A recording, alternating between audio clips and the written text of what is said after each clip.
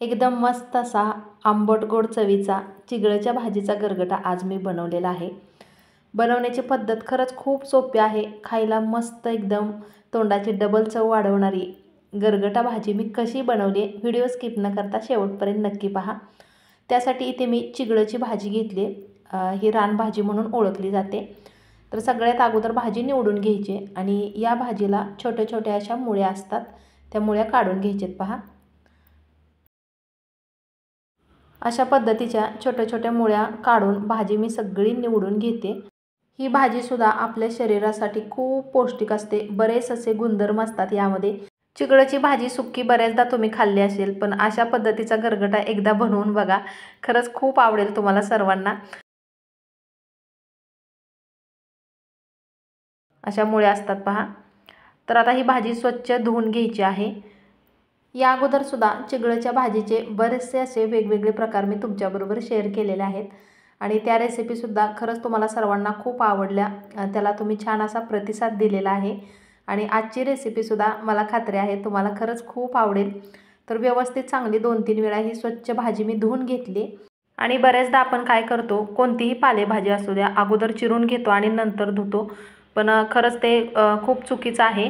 त्यामधलं भाजीमधलं जे काही सत्व असतं ते कमी होतं, म्हणजे भरपूर अशी जीवनसत्व कमी होतात चिरून धुतल्यानंतर। त्यामुळे अगोदर भाजी स्वच्छ निवडल्यानंतर धुवून घ्यायची आणि नंतर मग चिरायची। भाजी पटकन शिजावी यासाठी चिरलेली भाजी मी कुकरमध्ये शिजवून घेणार आहे। चिरलेली भाजी कुकरमध्ये काढून घेतल्यानंतर यामध्ये चवीनुसार हिरवी मिरची घालायची आहे। मिरचीचे प्रमाण तुमच्या आवडीनुसार कमी जास्त करा। तर इथे 5-7 हिरव्या मिरचीचे तुकडे असे बारीक कट करून घातलेत मी। त्यानंतर अर्धी वाटी तूर डाळ घेतलेली आहे आणि तूर डाळ स्वच्छ धुवूनच यामध्ये घालायची आणि डाळसुद्धा तुमच्या आवडीने तुम्ही घाला। तूर डाळ किंवा हरभरा डाळ कोणती डाळ तुम्हाला आवडत असेल ती डाळ तुम्ही वापरू शकता। त्यानंतर इथे कच्चे शेंगदाणे थोडेफार मी घालणार आहे। कच्चे शेंगदाण्यामुळे खूप अशी मस्त टेस्ट येते आणि शेंगदाणे अख्खेच घातलेत। आता यामध्ये पाणी घालून झाकण लावून साधारण 3 शिट्ट्या तरी होईपर्यंत भाजी चांगली मऊसूत शिजून द्यायची आहे। पटकन भाजी शिजते, याला काही फारसा वेळ नाही लागत।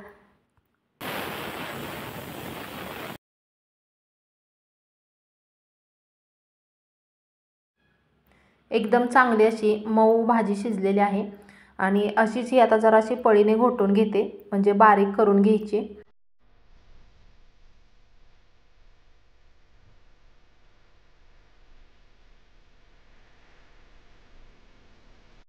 चिगळची भाजी जराशी आंबूस असते, त्यामुळे याचा आंबूसपणा कमी होण्यासाठी आणि भाजीला छान असा दाटसरपणा येण्यासाठी इथे मी 2 चमचे बेसन पीठ वापरत आहे।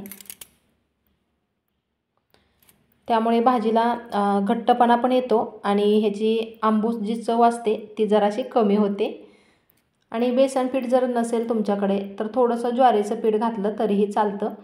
आणि आपण बघा कोणतीही गरगटा भाजी करू देत त्यामध्ये थोडंसं तरी पीठ वापरतो, म्हणजे भाजी छान अशी मिळून येते। तर अशा पद्धतीने पहा छान असं हे चांगलं मिक्स करून घेतलेलं आहे। आता मस्त अशी ह्याला लसणाची फोडणी द्यायची आहे। त्यासाठी मी तेल गरम करायला ठेवलेलं आहे कढईमध्ये। तेल चांगलं गरम झाल्यानंतर यामध्ये 1 चमचा भरून चिरलेला लसूण घालायचा। लसूण चिरून किंवा ठेचून तुम्ही घालू शकता आणि लसूण जास्त पण लालसर होईपर्यंत परतून द्यायचा नाही। लगेचच यामध्ये चिरलेला कांदा घालायचा, म्हणजे कांद्यासोबत अजून लसूण परतला जातो। आणि कांदा घालणं पूर्णतः ऑप्शनल आहे, तुम्हाला आवडत असेल तरच घाला।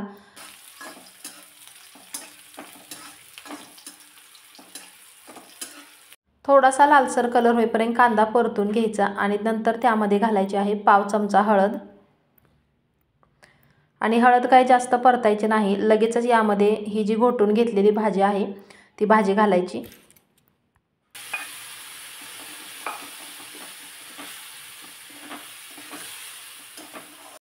अजून बरेचसे महत्त्वाचे घटक यामध्ये घालायचे आहेत, पण सगळ्यात अगोदर घालते पाणी, कारण भाजी खूप अशी घट्ट वाटते आणि पाण्याचं प्रमाण तुमच्या आवडीनुसार कमी जास्त करा। जास्त पातळ किंवा जास्त घट्ट कशी तुम्हाला आवडत असेल त्यानुसार भाजी बनवायची आहे। ही भाजी तुम्ही भाताबरोबर, चपातीबरोबर, भाकरीबरोबर सुद्धा खाऊ शकता आणि भाताबरोबर खायची असेल तर थोडीशी पातळ बनवायची। अजून थोडंसं पाणी यामध्ये मी घातलेलं आहे, कारण भाजी जशी जशी शिजेल तसं याला घट्टपणा येतो, त्यामुळे थोडंसं पाणी अजून मी ॲड केलं आहे. चवीनुसार मीठ घातलेलं आहे आणि मंद आचेवरती छान अशी ह्याला उकळी येऊन द्यायची आहे. भाजी अगोदर शिजवून घेतली होती, त्यामुळे जास्त पण शिजवायची नाही.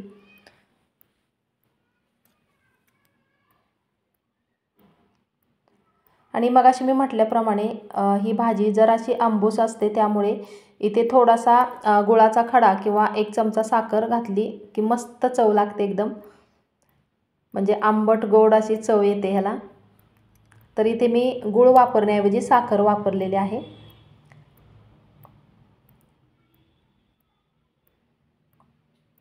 एक 5 मिनिटं झालेत पहा आणि मस्त अशी भाजी आपली शिजली.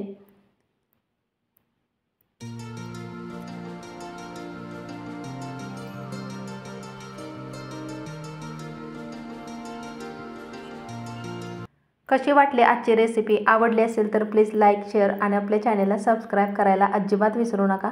चला तर मग मी लवकरच भेटते अशीच नवीन एखादी छानशी वेगळी रेसिपी घेऊन पुढच्या व्हिडिओमध्ये. रेसिपी संपूर्ण पाहिल्याबद्दल खूप खूप मनापासून धन्यवाद.